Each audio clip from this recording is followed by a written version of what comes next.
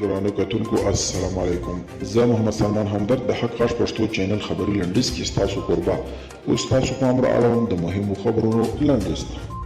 ټاکل شوی چې د ملي مصالحې عالي شورا د رهبري کمیټې دویمه غونډه نن د شنبې په ورځ ترسره شي.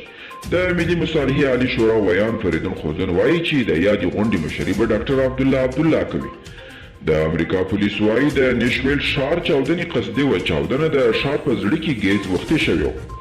د امریکا د ټنسي ایالت کې پولیس ویلي چې د نیشل ښار د مرکزي کې د کرسمس ورځې په سهار موټر بم چاودنه قصدي عمل و.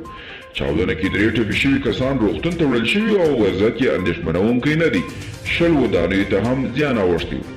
فراه کې د دولتي عسکرو پر ضد لاریون وشو. د فراه ولایت برابرلوک ولسوالۍ لسګونو اوسېدونکو دولتي عسکرو پر ضد اعتراضیه لاریون ترسره کړ او د څو ساعتونو لپاره د هرات فراه لویه لاره د ترافیکو پر مخ تړلې وه. معترضو لاریونوالو د جمعې په ورځ سهار د برابرلوک ولسوالۍ په فرارود بازار کې د هرات فراه لویه لاره د اعتراض په دود تړلې وه او د دوی په کورونو او دکانونو یې د دولتي عسکرو د توپچي بریدونو غندنه وکړه. او د خنډونو سره د کام ایر هوایي شرکت وایي امید لري د هندوستان سره الوتنو ته دوام ورکړي.